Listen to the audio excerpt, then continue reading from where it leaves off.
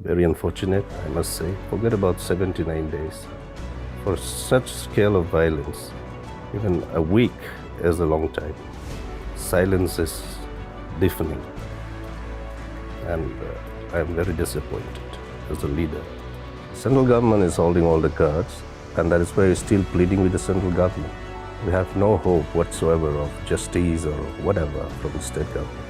Forget about the ordinary citizens. See, even as an elected MLA, there is no security of life for me to go and attend the assembly in Imphal. आज मणिपुर में जो हो रहा है सब BJP के इशारे पर हो रहा है। उसके लिए देश का प्रधानमंत्री जिम्मेदार है। ये बात खुद मणिपुर के बीजेपी विधायक कह रहे हैं। बीजेपी एमएलए पॉलिन लाल हॉकिप ने एक इंटरव्यू में ये बताया है कि मणिपुर हिंसा को लेकर उन्होंने कई दफा प्रधानमंत्री नरेंद्र मोदी से मिलने के लिए समय मांगा था, लेकिन उन्हें समय नहीं दिया गया। प्रधानमंत्री नरेंद्र मोदी, गृह मंत्री अमित शाह ने सब जानबूझकर अनदेखा किया।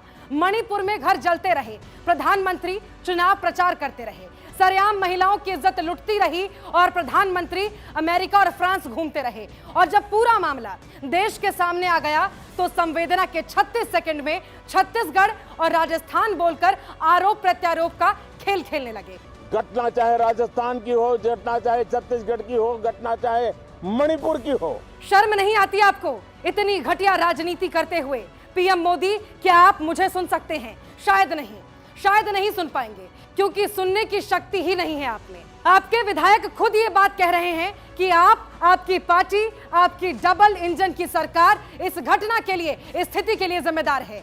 मुख्यमंत्री टीवी पर सबके सामने कहते हैं कि महिलाओं के साथ मणिपुर में ऐसे 100 से ज्यादा मामले हो चुके हैं। चुनाव में तो आप लंबी लंबी हाँकते हैं, अब आपको क्यों सांप सूंघ गया है? म से महिला, म से मणिपुर, म से माफी मांगने में आपको शर्म क्यों आ रही है? रूह कपा देने वाली जिस घटना पर बोलने के लिए 36 दिन भी कम पड़ जाएं, उस पर बोलने में 36 सेकंड में आपका सीना क्यों सिकुड़ गया? असल में कायर हैं आप। हाँ, कायर कह रही हूं मैं आपको। इस देश का प्रधानमंत्री कायर है, इस देश की सरकार कायर है। ये सत्ता में आने के लिए जनता को खुले मंच से धमकियां देते हैं। चुनाव नहीं जिताया तो दंगा कराने की धमकी तक दे देते हैं। सत्ता में आने के बाद देश को जलता छोड़कर विदेश घूमने निकल जाते हैं। और अब जब मणिपुर मामले पर विपक्ष संसद में चर्चा की मांग कर रही है तो मोदी और उनके मंत्री भाग रहे हैं। जानते हैं क्यों? क्योंकि अगर संसद में मणिपुर पर चर्चा हुई तो पूरे देश के सामने प्रधानमंत्री को जलते मणिपुर पर जवाब देना पड़ेगा। अगर चर्चा हुई तो महिला सुरक्षा पर बड़ी बड़ी डींगे हाँकने वाले देश के चौकीदार का सच सामने आ जाएगा। अगर चर्चा हुई तो प्रधानमंत्री को बताना पड़ेगा कि मणिपुर के सीएम का इस्तीफा अब तक क्यों नहीं हुआ। यह बताना पड़ेगा कि जलते घर, सैकड़ों लाशें, अनाथ होते बच्चे और बेआबरू होती महिलाओं पर अब तक आप खामोश क्यों रहे? मणिपुर हादसों के साए में जी रहा है और देश का प्रधानमंत्री कुंभकर्णी नींद सो रहा है।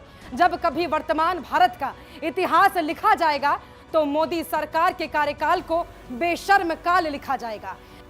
कैमरे पर जिस अदाकारी के साथ आपने कहा था कि मणिपुर पर मेरा हृदय पीड़ा से भरा हुआ है, आपकी इसी नौटंकी पर अकबर इलाहाबादी का एक शेर याद आता है। कौम के गम में डिनर खाते हैं हुक्काम के साथ, रंज लीडर को बहुत है मगर आराम के साथ।